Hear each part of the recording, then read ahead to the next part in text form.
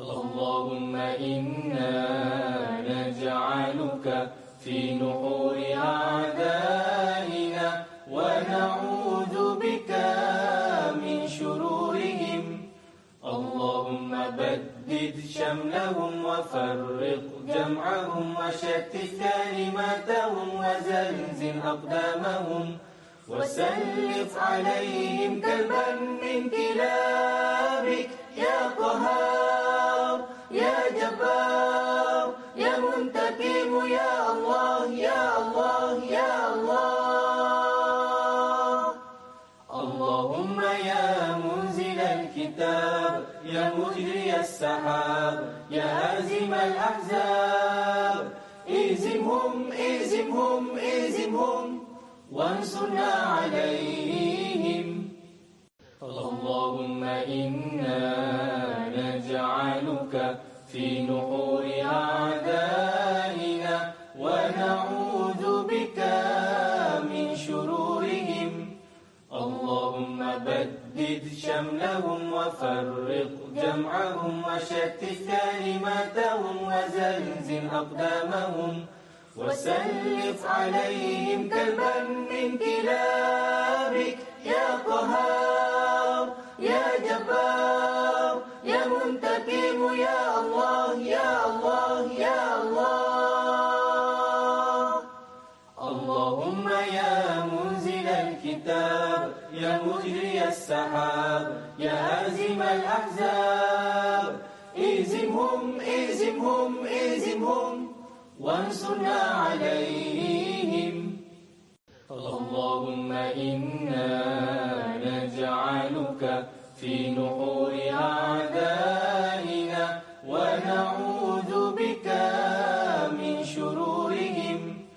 اللهم بدد شملهم وفرق جمعهم وشتت كلماتهم وزلزل أقدامهم وسلط عليهم كلبا من كلابك يا قهار يا جبار يا منتقم يا الله يا الله يا الله. اللهم يا منزل الكتاب يا مجري السحاب يا هازم الأحزاب اهزمهم اهزمهم اهزمهم وانصرنا عليهم.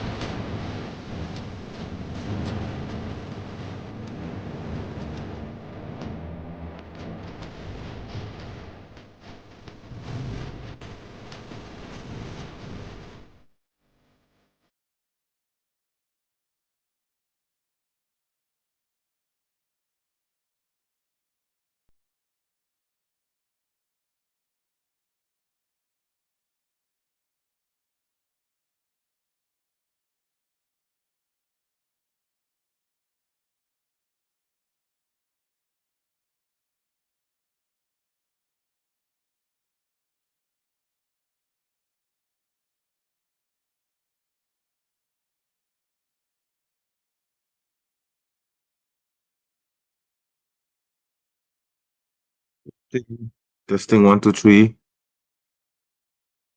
Is my voice loud and clear? I hope it is. Haven't been going on a live stream for quite some time now, so I kind of lost my touch. I hope I haven't, but let me adjust this. Yeah. So Assalamualaikum warahmatullahi wabarakatuh, brothers and sisters in Islam. Welcome to yet another live stream by from the Muslim Apologist. I'm your host, MENJ. I think I haven't set this up. Yeah, sorry. There's supposed to be a scrolling message right below my avatar. I'm going to switch on the camera. Yeah, here I am. Oops. Uh, the beanie hat on the other side. Yeah, so I'm here. So yeah, the reason why I'm going on is just to kind of touch base because I haven't done any live streaming or any uploading for about a month now. I think the last live stream I did was the one on the dead guy behind me, and if you can see the photo, the poster right behind me, you know who that is. But that video got taken down, I guess, because some idiots were butthurt because of it. But then again, I re-uploaded the same video on other channels, on other YouTube channels that I own, and those were not taken down at all. So in fact, I'm wearing this lovely T-shirt here, so you know who the guy is. I shall not mention his name because the guy is already dead and buried anyway. So yeah.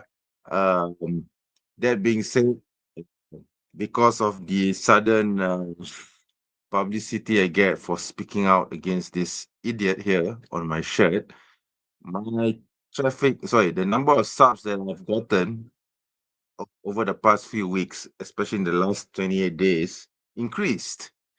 So, Alhamdulillah, you see, God has a way of always giving blessings through something which may seem degrading to you or may seem humiliating to you, but in the end, truth perseveres.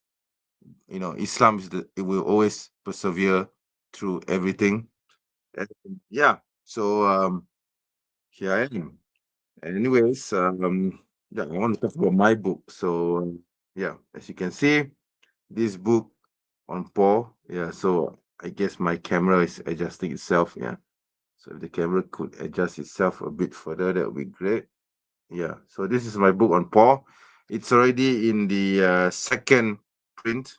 Okay, he actually mentions here. So it says here first edition in August 2025. That was when I first published or printed the first the first 100 books copies of the book. And then it says here cetakan kedua or second print. Okay, October 2025. So this month. Okay. Yeah, I received the book. I received my 100 copies of the second reprint uh, early this week on Monday, in fact. So it was good timing. Okay. And I managed to distribute about 40 copies, 50 copies actually, to my friend who owns a bookshop in downtown KL. That's Kuala Lumpur to those who don't know what KL means. And he has distributed it to several bookshops, among them being Kinokuniya. So Kinokuniya is this huge Japanese bookstore chain, and and it is well known as one of the largest bookstores in Malaysia, especially in the capital. They actually have only two branches in Malaysia, and both of them are in KL. So there's one in their main flagship branch is in KLCC, which is in the heart of KL. And there's another branch which they just opened like 2, 3 months back. That is in Damansara. It's in an area called Bukit Damansara. Okay. So yeah, so far, according to my friend, uh, Kinokuniya has stocked books at their main branch, which is in KLCC. The other branch, they haven't taken up any copies yet, but it's coming soon, hopefully. Inshallah, there will be copies of this book uh, uh, being shown, being displayed at their second branch. Oh, okay. So it's 1:12 a.m. right now. It's 1 a.m. in the morning here, and um, there's one person or one viewer watching this live stream now. Yeah, I'm totally not expecting anyone to watch this live stream, so that doesn't come as a surprise to me. Because this live stream was totally impromptu. I didn't plan to actually, do a live stream, but yeah, I just wanted to, basically tell the Google algorithm bots that this channel is still alive and this channel is still producing content for YouTube. So this is more for the benefit of the algos rather than for anyone to actually, come on the live stream and watch it. So it doesn't really matter to me whether anyone watches it or not. Okay, because that's not my intention of having this live stream. So yeah, I think what I will do is I will read some passages from the book because I feel that some uh, polemics that has been going around with regards to Paul, especially, is that Paul is regarded or was regarded is regarded as someone significant in Islam, when in reality that's not the case. In fact, nobody in the Muslim world knows who Paul is or was. Okay, unless if it's in the context of comparative religion, I doubt that if you ask anyone on the street, any Muslim on the street, who is Paul or who was Paul, they will just shrug their shoulders and basically they will say, I don't know who Paul is, because Paul is so insignificant in Islam that nobody knows or cares who Paul was. Okay, it's the same reaction you get if you ask them who's the prophet Mani, from Manichaeism, or who was Zoroaster, who was the prophet Zoroaster, or who was Joseph Smith.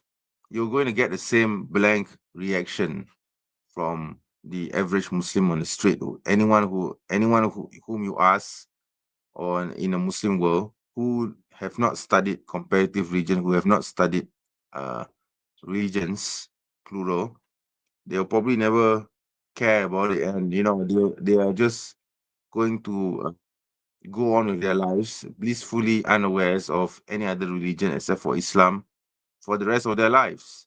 Okay, until they die, until the day they die. Okay, so that is how insignificant Paul, or for that matter, any other religion besides Islam is in the Muslim world. So I think, for those who have been on the internet for far too long, they seem to think that the Muslim world is this monolithic mess of people who are only interested in wars, in strife and discord, in political instability, and uh, Muslims in the Muslim world are more concerned about coming to the West and living their life, escaping escaping from the so-called horrors of the Muslim world. When in reality, if you look at, I mean, those idiots who think this way, they need to look at the map, because the Muslim world, the landmass of the Muslim world itself. When I say the Muslim world, I mean Asia, parts of Asia, uh, the Middle East, obviously, a lot of parts of Africa, and some parts of Europe. Okay, like Bosnia, Kosovo, Albania. Okay, so these are all countries which are part of the Muslim world, or uh, as this one scholar would say, the Islamicate. Yeah, I've forgotten his name. I think it was Marshall. His name was Marshall Perry or something. I've forgotten his name, but he wrote a book about the Islamic. He used the term Islamicate to describe the Muslim world. Okay, so long story short, the Muslim world is not a monolithic mass of people with the same hive mind as you may think, because the Muslim world is diverse. There's so many ethnicities, languages, cultures, with one faith, Islam, but understood in many different ways throughout the Muslim world. And uh, it's not common for the Muslim world to experience wars or strife unless if it's in certain hotspots like unfortunately the Middle East. Okay, but who caused the Middle East to be in the state it is now? You see, so that is a question that I think people are going to have to answer for themselves. Oh, brother Saiful is here. Assalamualaikum, brother. Dalam banyak kutus yang muncul dalam Empire Rome zaman Augustus, kutus Paul sahaja yang berjaya. Yeah, that's true. So the brother here is saying, in the many cults that existed in the Roman Empire during the time of Augustus, it was only the cult of Paul that succeeded. Yeah, exactly. So I actually documented that in my book. Brother Saiful, have you bought my book? And it's a question I need to ask. Sudahkah brother beli buku saya ini? I hope that you did. You can, for those of you who want, for those Malaysians who may be wondering, Malaysians, unfortunately, only Malaysians who may be wondering where they could get this book, you can go to Shopee and just search for the title, Paulus Perosak Risalah Al-Masih, and you can find the store which sells it, or you can go to Kino KLCC. Okay, you could go to Kino KLCC and get a copy. Okay, I guess he answered my question. Davali. Oh, okay. Thank you, brother. So have you read it, and what are your thoughts on it? Maybe you can share with us. Right now, I have 5 viewers watching this live stream. Maybe you could share with us how do you find the book? Have you read the book? Okay, and let us know what you think. Okay, so I wish I could translate it into English, but at the moment, my focus is to educate the Muslim public here in Malaysia about this botak, not the other botak, but this botak. Okay, this guy here, yeah, this guy here who's holding a sword and a scroll. Okay, so my goal is to educate the Muslim Malay speaking Malaysians about this guy. So unfortunately, I won't be working on an English version at the moment. So if I were to publish this book or republish a similar work like this with the same title and same topic um, in English, I will be writing the book from ground up, because English is.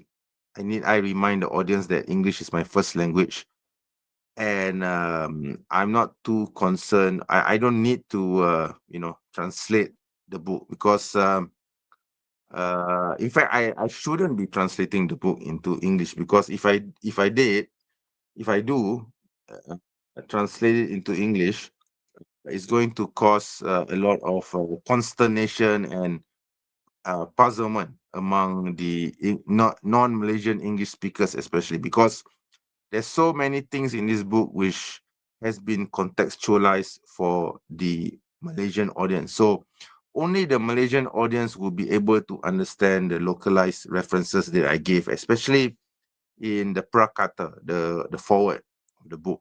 Okay, and you need to read the forward of the book first before you go on to read the rest of the uh, chapters, because if you do not read the forward of the book, you won't understand the reason why I wrote this book, the motivations for understanding Paul's history, as well as what are the concerns that someone should have when reading this book. Okay, so this is very important. Okay, That is why you need to read the prakata, the forward of the book. And I can't translate it into, I mean, it's not that I can't, I don't think I should translate it into English, because it will make those, especially those who are not Malaysians, uh, very much confused, because they won't understand the reasons behind the references that I use. And because you're not Malaysians, okay, I don't blame you, because you don't come from this culture, okay.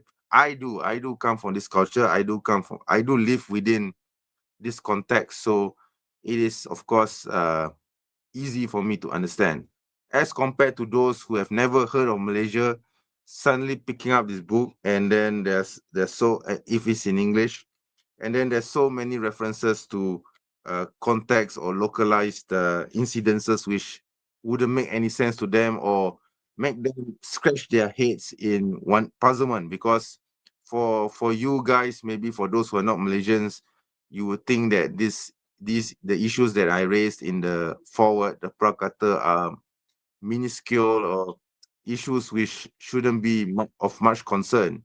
But in the Malaysian context, it is of concern. It is of serious consequences. Okay.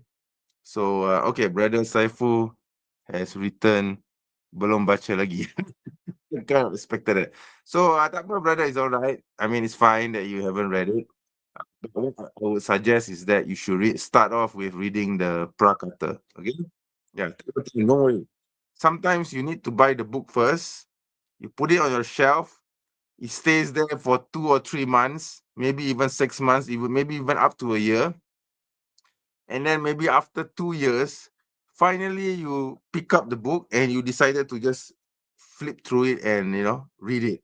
Yeah, that has happened to me many, many times over. So I'm not surprised. Okay, so especially for a topic as heavy as Paul, I mean, for the Malaysian audience, then I totally understand why you would think that this topic is something that you need to put aside for now. Okay, I'm totally fine with that. As long as you eventually read it, I'm totally fine with that. So, just as just for your information, by the way, Brother Saiful, this is the second edition. Okay, the second, sorry, not second edition, sorry, second print of the first edition.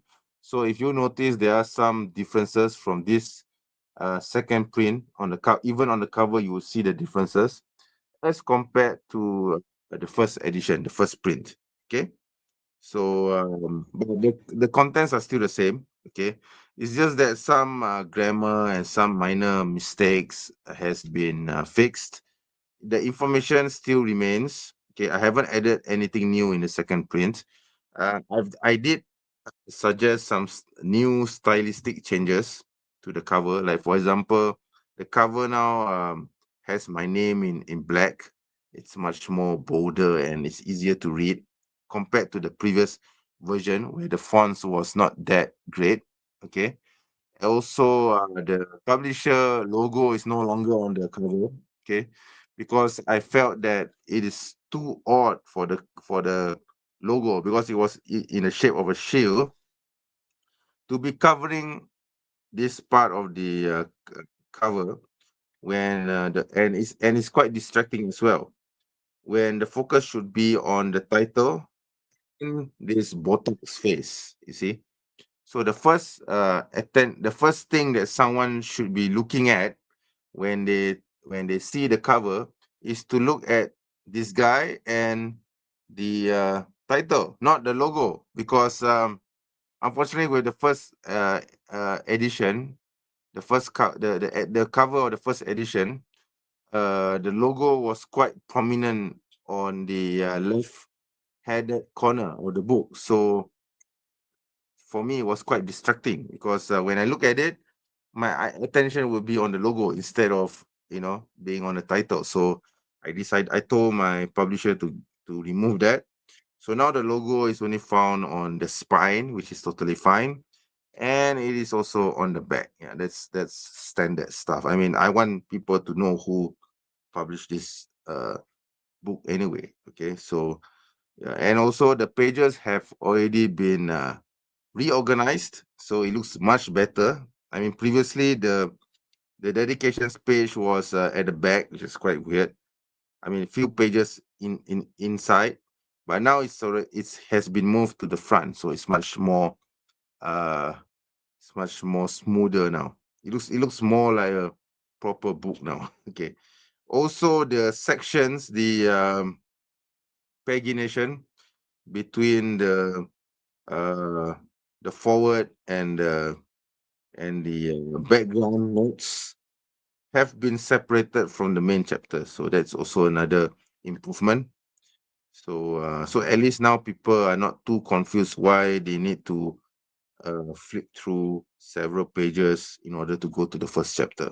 So there's a better demarcation of the sections now. So I think that's a huge improvement there. Okay, may seem minor to some who may not be bothered by such things, but I am. So I'm glad that I did the change. And yeah, there's some spelling errors which I have fixed.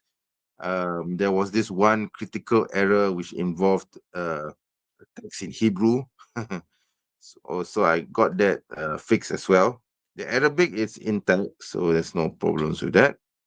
Uh, yeah, overall the content is still the same as it was with the uh, you know uh, uh, same as the previous version. Okay. Brother Saiful says biasanya logo penerbit diletak di bahagian bawah tengah. Oh, that's the old style, brother. So you're thinking of a book that was designed like 10 years ago. Okay. So for more recent designs, like for example, if you look at this is a more recent design. This is from Caterpillar. Okay. It's a buku puisi. You can see the design, right? So there's no logo at all. See, there's no logo of the publisher or the penerbit. You don't see this at all. Okay. And then like this one as well. You see, also a more recent work. This was published in 2000. Forgotten when it was published. This doesn't even have a forward. Will you believe it? It doesn't even have a forward. It doesn't even have a publisher page. Wait, let me check. Oh, it's behind. Okay, it's quite creative in that sense. 2022. So this was 2 years ago. See this? There's totally no publisher logo in the front. Okay.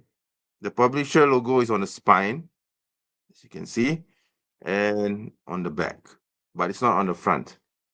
I mean, I don't know whether you could count this as the logo, but this is considered to be part of the spine. Okay. It's one tiny, yeah, if you can see, there's a small, tiny square. Okay, which is part of the logo, the full logo, but this is actually part of the spine. So I don't think they intended that for that to show in this way. But yeah, but as you can see, no logo in the front cover. So same thing with this. This is also published in. This was published in 2018. Yeah, no logo. Okay, this is an older version. This is older publisher. This is from Dewan Bahasa. This has the logo like what you said just now on the bottom. This 2010. But then again, Dewan Bahasa is this very traditionalist publisher. They don't change their style much. I mean, honestly, the design is horrible. Okay. Okay, and then I have another. Yeah, I have a few more examples. So this is from Indonesia.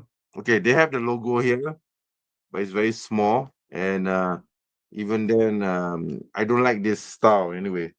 This is a more recent one. They also have the logo, but I don't like this style. It looks quite ugly. This is another publisher. Also doesn't have the logo. Doesn't have their publisher logo. This is from ITBM. It's published by ITBM. This is from Zain Kasturi. Zain Kasturi is this famous poet in Malaysia. I think Brother Saifu probably knows who he is. I don't know whether he does, but he's very well known, at least to me. So again, the logo is at the back. The logo is on the spine, but it's not on the front cover. See? Yeah, see? So this is So this is the trend now. The trend of publishing today, to not have your publisher logo on the cover. Okay. So I've done the same thing. So yeah, so this is my book. No publisher logo. Okay. There's the logo on the spine and there's logo on the back. So halas. Okay. So that's how it is. That's how it's going to be. Let me see now. I've been babbling to myself for the past 31 minutes, and there's only one person viewing this live stream. Um, okay, so yeah, so I hope that that explains it. Not sure whether I should continue reading this. Hope you can enjoy my shirt, by the way. In the meantime, yeah. So I was saying that Christians love to say or love to make the claim that Paul has some significance in Islam, when in reality that is totally not the case. In fact, I wrote a whole chapter on it. It's in chapter 10, pandangan Islam mengenai Paulus. So if you translate that, it means the Islamic view of Paul. Okay. So yeah, I wrote here, dalam perkembangan terkini, para mubalik Kristian sering menunjukkan idea bahawa Paulus sebenarnya adalah salah seorang daripada Hawari. In the latest developments, the Christian evangelicals or Christian evangelists keep or often repeat the idea that Paul was one of the apostles. Okay. Seolah-olah beliau tergolong dalam kalangan pengikut asal Nabi Isa dan mewarisi ajaran secara sah, as though he was actually a disciple of Jesus and has inherited the true teachings of Jesus. Mereka juga mendakwa bahawa perkara ini juga turut diperakui oleh para ulama Islam. They also make the claim that this has been admitted to or has been verified by the ulama, the Muslim ulama, the Muslim scholars. Benarkah dakwaan mereka? Are their allegations true? Persepsi mereka ini sebenarnya amat berbeza sama sekali dengan penilaian para sarjana Muslim sejak awal lagi, yang melihat Paulus bukan sebagai penerus risalah para anbiya, tetapi sebagai perosak ajaran Tauhid yang telah dibawa oleh Al-Masih Isa Putra Maryam alaihi salam. So their perceptions are actually totally in contradiction with the evaluation of Muslim scholars, who has from the very beginning seen Paul not as a continuation of the message of the prophets, but as someone who has destroyed or has corrupted the religion of Tawhid, the Tawhidic theology that was brought by the Messiah Jesus, son of Mary. Di dalam bab ini, kita akan merujuk kepada pandangan Islam yang muktabar mengenai Paulus agar perkara ini dapat diperjelaskan sepenuhnya. In this chapter, we will be referring to the opinions of Muslim scholars of the latest Islamic understanding of Paul, so that this issue can be explained fully. Orang Islam memegang kepada kepercayaan bahawa di antara kerasulan Nabi Isa Al-Masih dan Rasulullah SAW, tidak ada Nabi atau Rasul yang telah diutuskan kepada golongan Yahudi, hatta yang bukan Yahudi. Muslims hold to the belief that between the prophethoods of Isa, of Jesus, alaihi salam, the Messiah Jesus, and Rasulullah and Muhammad sallallahu alaihi wasallam, peace be upon them or both of them, there was no prophet or messenger who had been sent to the Jews, or even to the Gentiles. This, okay, sorry, that was me translating it. Okay, let me read the original passage. Ini disandarkan pada sebuah hadis yang diriwayatkan oleh Bukhari dan Muslim seperti berikut. Riwayat daripada Abu Hurairah radhiyallahu an. Aku telah mendengar baginda Rasulullah SAW bersabda, akulah yang terdekat antara semua orang kepada Isa alaihissalam, anak Maryam. Semua nabi adalah bersaudara dan tiada nabi telah diutuskan di antara aku dan dia. So this belief is based on a hadith that was narrated by Bukhari and Muslim as follows. So the narration is from Abu Hurairah. I have heard the Prophet Muhammad SAW saying, I am the most closest among everyone to Jesus, to the son of Mary. All prophets are brothers, and no prophet has been sent between me and him. So the next paragraph says, kita hanya mengetahui tentang seorang lelaki yang mengakui menjadi Rasul yang diutuskan pada waktu di antara kerasulan Nabi Isa dan kedatangan Rasulullah, iaitu Paulus sendiri. We only know of one person who has admitted to being an apostle, who was sent in this time period between the prophethoods of Jesus and Muhammad, which is Paul himself. Okay, so that's oh my, I'm not going to read all this. Okay, so yeah, so this is pretty much my introduction to this chapter. So okay, let me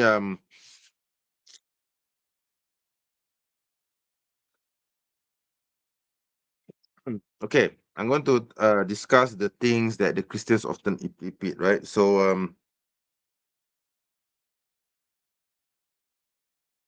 okay. So I mentioned here about Ibn Ishaq. Okay, I think everyone knows who Ibn Ishaq was. Sorry. So Ibn Ishaq wrote the following passage, which I quoted in English. Those whom Jesus, the son of Mary, sent, both disciples and those who came after him in the land were Peter, the disciple, and Paul with him. And then in brackets, Paul belonged to the followers and was not a disciple, to Rome. Andrew and Matthew to the land of the cannibals, Thomas to the land of Babel, which is in the land of the east, Philip to Carthage and Africa, John to Ephesus, the city of the young man of the cave, James to Jerusalem, which is Elia, the city of the sanctuary, Bartholomew to Arabia, which is the land of Hijaz, Simon to the land of the Berbers, Judah, who was not one of the disciples, was put in the place of Judas. So Paul is just simply Ibn Ishaq is simply retelling the story from Acts. This is basically what Acts say, okay?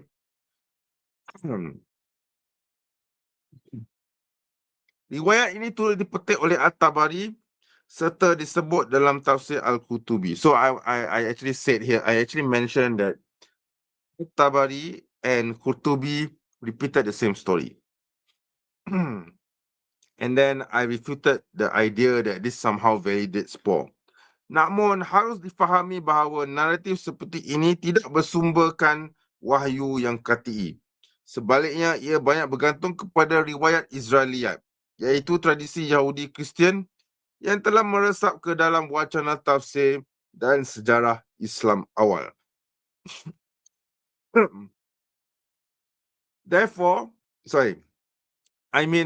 However, it must be understood that this narrative is not from revelation, but this story depends on the story of the Israeliyat, which are based on Judeo-Christian traditions that has entered the tafsir, the commentary, and the history of early Islam.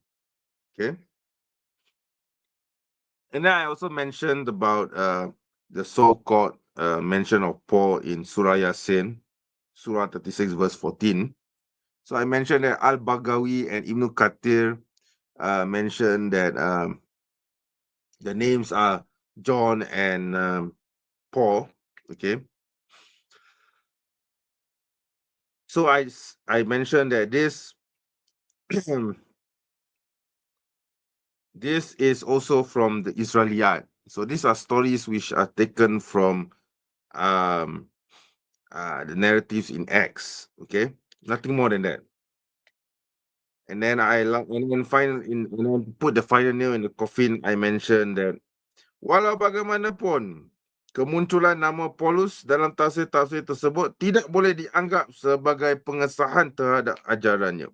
However, the mention of the name Paul in these commentaries cannot be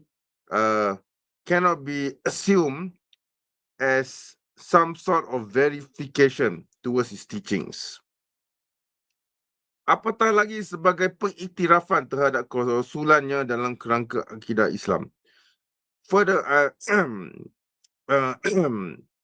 not only can it not be considered as verification to his teachings, it cannot be seen as some sort of acknowledgement to his so-called apostleship in the framework of Islamic Aqidah, in Islamic theology. Ia lebih tepat dilihat sebagai usaha awal sebahagian mufasir, untuk mengaitkan unsur sejarah luar dengan teks wahyu, namun tanpa keabsahan akidah yang bersandarkan kepada sumber Islam yang sahih.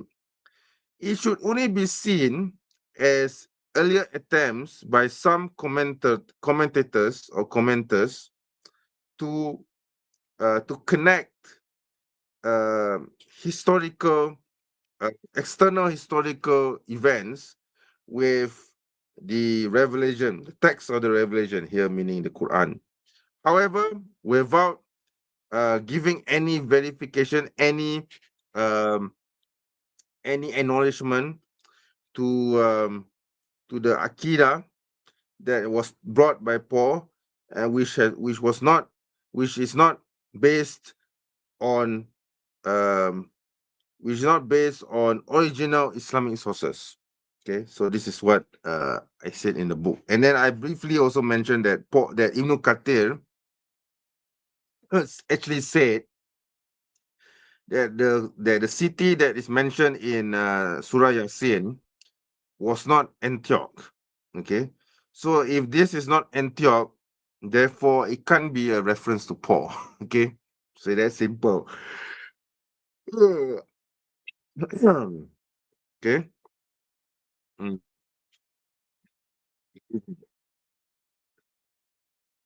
Several tafsir or several information where Paul was seen negatively by the people, by other commenters. Okay, one of them being Saif ibn Umar, Saif ibn Umar, and yeah, Saif ibn Umar, and Ibn Ibrahim al-Kumi, who was a Shia tafsir writer. Also, Ibn Asakir has given a negative view of Paul as well. Okay, so yeah, so there are many negative. There are more negative information about Paul than there is positive ones. Okay, and even then, you can't actually say that the tafsir, that the commentary written by Ibn Kathir is a positive view. He was just giving a very, very neutral opinion of Paul by taking the story from Acts. That's it. He doesn't say that Paul is important or Paul has some significance in the stages of Jesus's with the apostles. Okay, he's just repeating the story from Acts. That's it. Nothing more than that. Okay. So I guess I'm going to wrap this up. It's already 1:46 a.m. I'm kind of sleepy right now. Yeah, really sorry guys. Can't stay for longer than okay. Let me take my leave now. So thank you very much for coming on to my live stream. Okay, I do appreciate uh those who have come here to watch me talking in the early morning, early hours of the morning, 1 a.m. here by the way. So inshallah, I'll see you again in a future live stream. Please do not forget to like and my video, subscribe to my channel, and please share this video to everyone that you know. Tell everyone about my book, especially yeah, this book. Yeah, even if you don't know the language, I think it's totally fine if you can try to get it because I mean these days technology is so wonderful. You can translate from one language to another easily by just the click of a pen. Okay, yeah, it's that easy to translate stuff these days. In any case, I'll see you in a future live stream. Assalamualaikum warahmatullahi wabarakatuh.